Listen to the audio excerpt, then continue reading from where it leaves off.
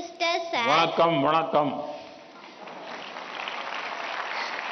My name is Deepasri. I am coming from Government Higher Secondary School, Sedrapat, Puducherry.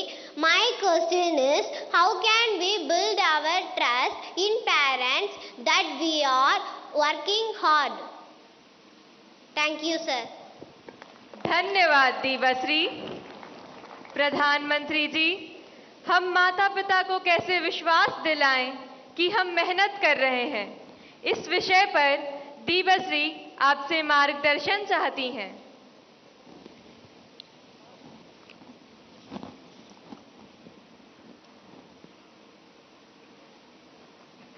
आपने सवाल पूछा है, लेकिन सवाल के पीछे दूसरा सवाल है आपके मन में, जो आप पूछ नहीं रही है।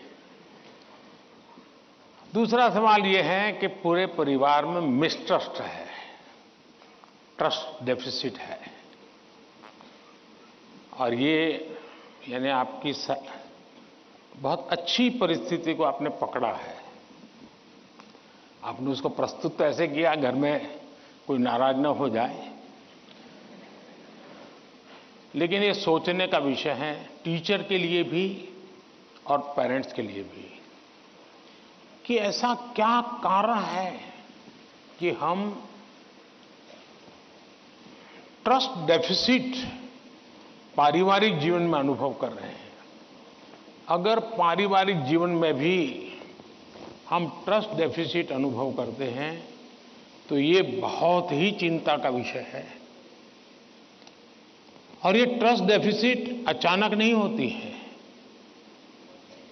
एक लंबे कालखंड से गुजर करके निकलती है। और इसलिए हर पेरेंट्स को, हर टीचर को, हर स्टूडेंट्स को बहुत ही बारीकी से अपने आचरण को एनालाइज करते रहना चाहिए। आखिरकार माँ बाप मेरी बात में भरोसा क्यों नहीं करते? कहीं न कहीं तो ऐसी बातें हुई होगी जिसके कारण उनका ये मन बन गया होगा। कभी आपने कहा होगा कि मैं अपनी सहेली को मिलने जा रही हूं, और माँ बाप ने अगर बाद में पता चला कि आप तो उस दिन उसके यहां गई नहीं थी, तो ट्रस्ट डेफिसिट शुरू हो जाते। यार उसने तो कहा था वहां जाऊंगा, लेकिन मान लीजिए वहां गए नहीं, लेकिन आकर के कह दिया कि मैंने तय किया था उनके यहां जाऊंगा, लेकिन रास्ते में मेरा मन बदल गया तो मैं वहां चला गई थी। तो कभी भी ये ट्रस्ट डेफिसिट की स्थिति पैदा नहीं होगी। और एक विद्यार्थी के नाते हमें जरूर ऐसा सोचना चाहिए कि कहीं ऐसा तो नहीं है कि मैंने कहा था मम्मी आप सो जाओ, चिंता मत कीजिए, मैं तो पढ़ लूंगा, और मम्मी चुपके से देखती और मैं सो रहा हूं, तो फिर ट्रस्ट डेफिसिट हो जाएगा। ये तो कह रहा था मैं पढ़ूंगा, लेकिन पढ़ नहीं रहा है, सोया पड़ा है।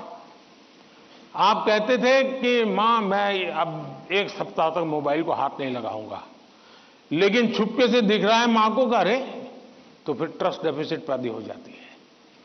क्या आप जो कहते हैं उसको सचमुच में पालन करते हैं क्या? अगर आप पालन करते हैं तो मैं नहीं मानता हूं कि पेरेंट्स को या टीचर्स को इस प्रकार की ट्रस्ट डेफिसिट की स्थिति पैदा होगी, आपके प्रति अविश्वास का कारण बनेगा। उसी प्रकार से मां बाप को भी सोचना चाहिए। कुछ मां बाप को ऐसी आदत होती है, जैसे मान लीजिए किसी मां बाप ने, मां ने बहुत बढ़िया खाना बनाया है और बेटा आया, किसी न किसी कारण से उसका खाने का मन नहीं है, लेकिन बहुत कम खाया, तो मां क्या कहेगी? जरूर कहीं खा करके आए होंगे, जरूर किसी के घर में पेट में भर करके आए होंगे। तो फिर उसको चोट पहुंचती है, फिर वो सच बोलता नहीं है। फिर मां को ठीक रखने के लिए, ठीक है चलो अच्छा लगे बुरा लगे, मैं जितना मुंह में डाल, पोस्ट ऑफिस में डालता हूं डाल दूंगा। ये ट्रस्ट डेफिसिट पैदा हो जाता है। हर घर के अंदर ये अनुभव आता होगा। आपको माताजी ने, पिताजी ने मानो आपको पैसे दिए और आपको कहा 1 महीने का तुम्हारा ये 100 रुपया तुम्हें देते हैं पॉकेट का, और फिर हर तीसरे दिन पूछते हैं वो 100 रुपये का क्या किया। अरे भाई तुमने 30 दिन के लिए दिया है ना, दूसरा मांगने तो आया नहीं तुम्हारे पास, तो भरोसा करो ना। अगर भरोसा नहीं तो नहीं देना था।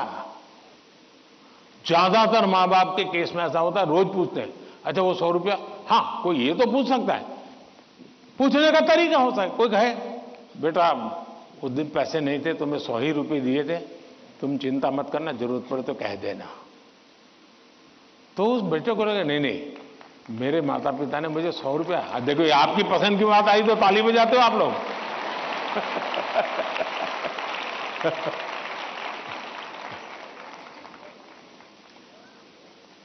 अगर वही सवाल ये पूछते 100 का क्या किया, इसके बजाय कह दे तो बेटा कहेगा ना मां बिल्कुल नहीं, मेरे पास पैसे हैं, सफिशिएंट है। यानी हमारा एक दूसरे के बीच बात करने का तरीका कैसा है, ये चीजें सामान्य जीवन में जो अनुभव आती हैं वो फिर धीरे धीरे धीरे एजुकेशन सिस्टम के साथ रोजमर्रा की हमारी अपेक्षाएं होती है, उसके टकराव में कन्वर्ट हो जाती है। फिर कहा मार्क्स क्यों नहीं आए, बस तुम पढ़ते ही होंगे, ध्यान देते नहीं होंगे, क्लास में बैठते नहीं होंगे, अपने दोस्तों के साथ गप्पे मारते होंगे, हो सकता है वो पैसे हैं सिनेमा देखने चले गए होंगे, मोबाइल फोन पर रील देखते होंगे। फिर वो कुछ न कुछ कहना शुरू हो जाता है, फिर दूरी बढ़ जाती है। पहले ट्रस्ट खत्म हो जाता है, फिर दूरी बढ़ जाती है, और ये दूरी कभी कभी बच्चों को डिप्रेशन की तरफ धकेल देती है। और इसलिए मां बाप के लिए बहुत आवश्यक है, उसी प्रकार से टीचर्स ने भी बच्चों के साथ इतना खुलापन रखना चाहिए, सहज रूप से अपनी बात कह सके। अगर उसको कोई सवाल समझ में नहीं आया तो कोई टीचर हड़का देगा, तुझे कुछ समझ नहीं आने वाला तो बाकियों को विद्यार्थियों का टाइम खराब मत करो, बैठ जाओ। कभी कभी क्या करते हैं टीचर भी, जो 4-5 होनहार बच्चे होते हैं ना, उनको वो बहुत प्रिय लगते हैं, उनसे उनका मन लग जाता है। बाकी क्लास में 20 बच्चे हैं, 30 बच्चे हैं, वो जाने उनका नसीब जाने, ये 2-4 में अपना मन लगा देते हैं, सब चीजें वाहवाही उन्हीं की करते रहते हैं, वही रिजल्ट देकर गए। अब आप उसको कितना आगे ले जा पाते हो तो अलग बात है, लेकिन बाकी जो है वहां से नीचे गिरा देते हैं। और इसलिए कृपा करके आपके लिए सभी स्टूडेंट समान होने चाहिए, सबके साथ इक्वली। हाँ, जो तेज होगा वो अपने आप में से जो अमृत है वो ले लेगा, लेकिन जिसको सबसे ज्यादा जरूरत है उसके प्रति अगर आप सिंपैथेटिक, और उसमें भी मैं मानता हूं उसके गुणों की तारीफ कीजिए। कभी एक बच्चा बिल्कुल वीक है पढ़ने में, लेकिन उसके हैंड राइटिंग अच्छे है, तो उसके सीट पे जाकर के अरे यार क्या बढ़िया लिखते हो तुम, कितने हैंड राइटिंग तुम्हारे अच्छे हैं, क्या स्मार्टनेस है तुम्हारी।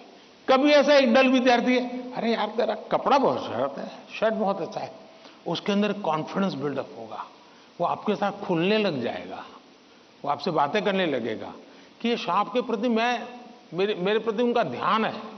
अगर ये सहज वातावरण बन जाएगा तो मैं नहीं मानता हूं कि, लेकिन ये विद्यार्थियों का भी उतना ही दायित्व है, हमें आत्मचिंतन करना चाहिए कि मेरी ऐसी कौन सी बातें थी जिसने मेरे घर के लोगों का मुझ पर से भरोसा उठ गया। ये किसी भी हालत में हमारे आचरण से हमारे परिवार के, हमारे टीचर का हम पे भरोसा उठना नहीं चाहिए। हमसे कुछ नहीं हुआ तो कहना चाहिए।